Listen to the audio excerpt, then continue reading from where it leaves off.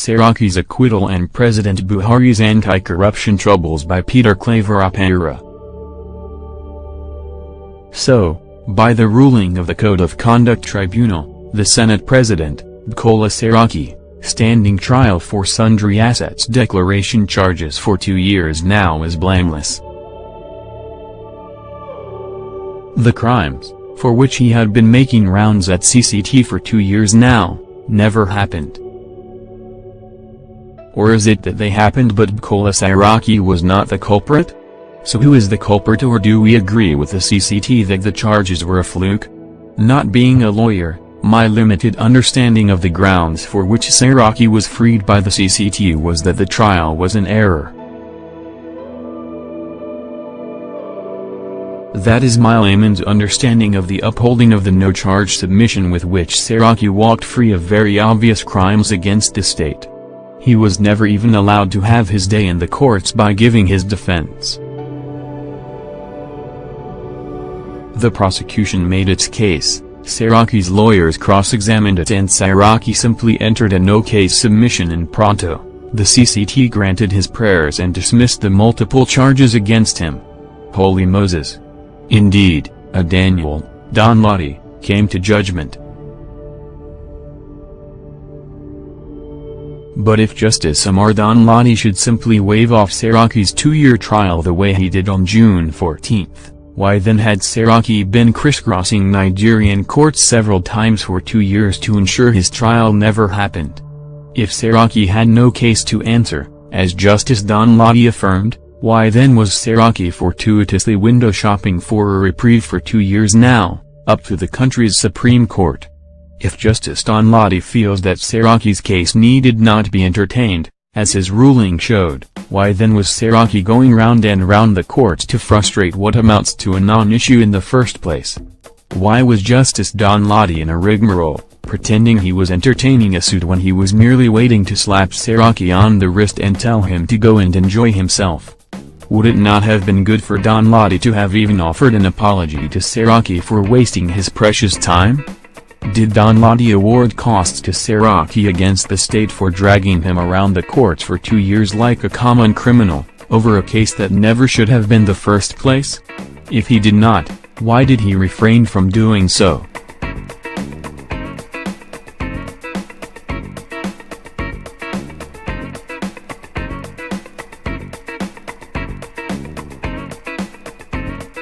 However, what happened at the CCT last Wednesday was meant to be another victory for the forces ranged against the present Buhari anti-corruption war.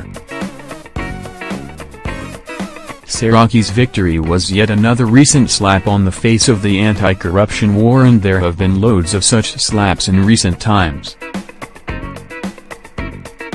Coming some few days after the National Judicial Council surprisingly reinstalled the judge's standing trial for various corruption charges, the acquittal of Saraki was meant to give the Buhari anti-corruption war a red nose.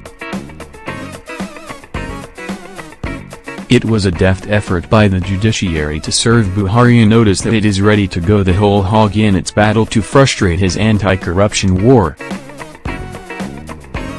It was meant to serve notice that the pro-corruption brigade is alive, kicking and deeply entrenched in the system despite President Buhari's gragra.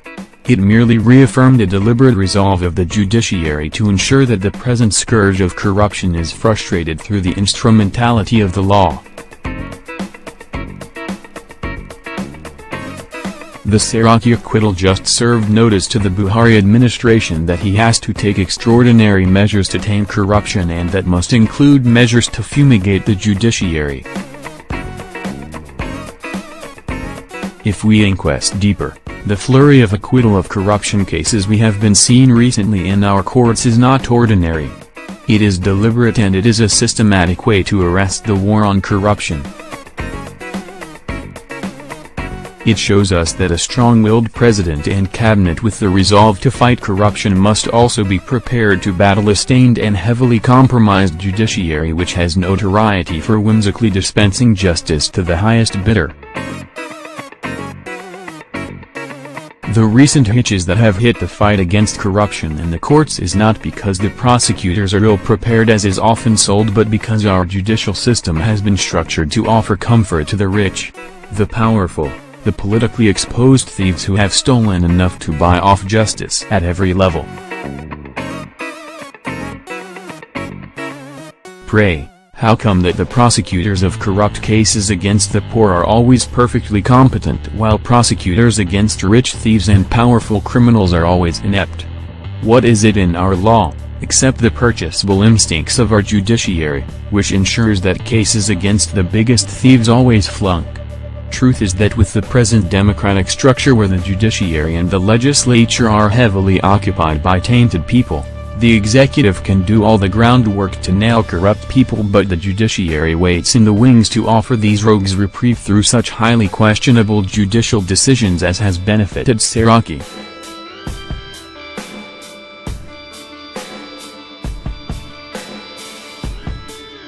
You can say this is the rule of law, which means that we do not need such questionable rule of law which protects and guards corruption. Nigerians note the particularly irking indisposition of the National Judicial Council to punish reported cases of corruption in the judiciary. During the recent clampdown on compromised judges, Nigerians watched in awe as the NJC tried desperately to shield the judges from punishment. It took the public outcry for the NJC to reluctantly suspend those judges. It was a grudging decision, and such reluctant tenure was proved by the way and manner the body recalled the judges when they have not been wholly cleared of the allegations against them. So a judiciary that is heavily decked with purchasable hustlers, deploying questionable judgments, is perhaps the greatest threat to an anti-corruption battle. A judiciary that manages to put up a face in the midst of very obvious reeking filthy charges remains the single most potent danger to any war against filth. As Caesar's wife should be above board, the judiciary ought to be above board, but when you have a judiciary that fiercely protects many cases of misdemeanor against its members, then the entire country is on dangerous straits. Also, the dangers of an acquiescing legislature, ran to the brim with members that have questionable pedigrees, to the fight against corruption is very obvious. Truth is that the country's federal legislature looks like a refuge to all manners of corrupt people, and as such, the legislature has found it extremely difficult to carry out conducts that depart from tainted and corrupt ways. Buhari's anti-corruption battle needs the legislative backup that could imbue it with the needed strength to take out the corrupt and hang them in the public square, but from all seeming indices, the present Nigerian federal legislature looks like corruption's own stormtrooper, with an undisguised mission to ensure that corruption does not ever come to harm's way.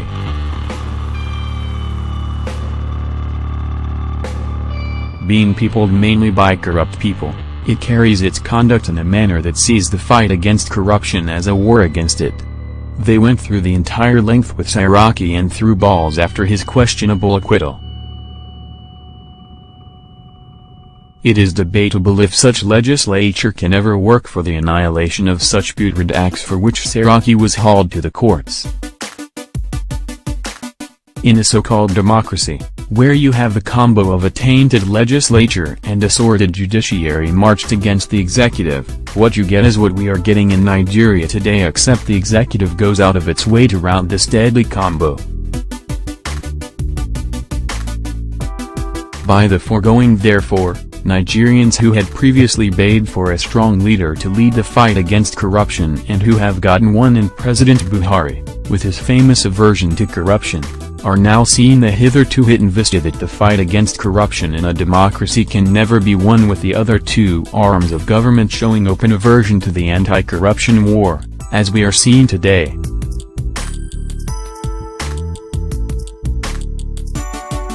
Buhari is no longer the military leader he was in 1984 when he took a frontal battle against corruption and was not weighed down by a corrupt judiciary and legislature.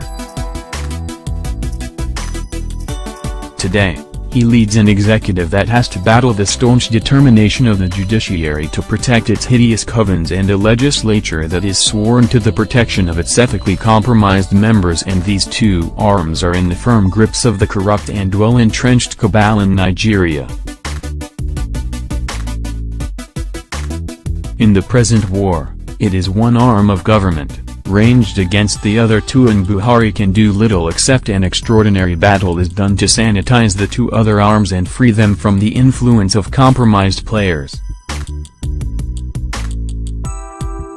This new, extraordinary paradigm is what is needed in Nigeria today, and I hope the Professor Tsesege-led Presidential Committee Against Corruption takes important note of this.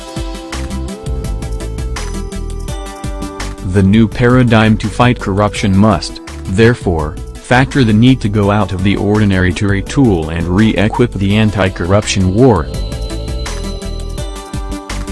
Such extraordinary steps need not be encumbered by the nonsensical rule of law that has ensured that the rich, the most corrupt and the most powerful escapes justice while the poor gets caught in corruption trials. If need be, this demands that we ride roughshod over some aspects of the rule of law that protects the biggest thieves and correct the feeling that rule of law is for the protection of the most corrupt. The new paradigm must aim to mobilize the masses to fight a deeply entrenched system that is eternally primed to help the rich and powerful to continue pauperizing them. The new paradigm must be revolutionary enough to go directly at the balls of the judiciary, with a view to prizing open its hidden covens and emptying them to free the justice system from their vice grips. The new paradigm must go for the jugular of the legislature to free it from the clutches of the corrupt and make it work for the people. The new paradigm must be so deep that it should be ready to rusticate most members of the present judiciary and replace them with incorruptible persons that will dispense justice without fear or favor, no matter who is involved. It must also block the ways of corrupt people to the legislature and, most importantly, arm the masses to monitor the system for better results. The present anti-corruption war must not be allowed to falter, despite the odds ranged against it. It needs more buffers. It needs more traction, and it needs the country to go out of its way to sidetrack the unintended outcomes of the existing judicial system, which frees the most corrupt from the grips of the law. If we allow the judiciary and the legislature to derail the fight, Nigerians will be the ultimate casualty, which is why Nigerians must stand to provide props to the anti-corruption fight, even with the noticeable predilection of the present legislature and judiciary to derail it. Saraki leaving his Code of Conduct Tribunal. Sahara Reporters Media.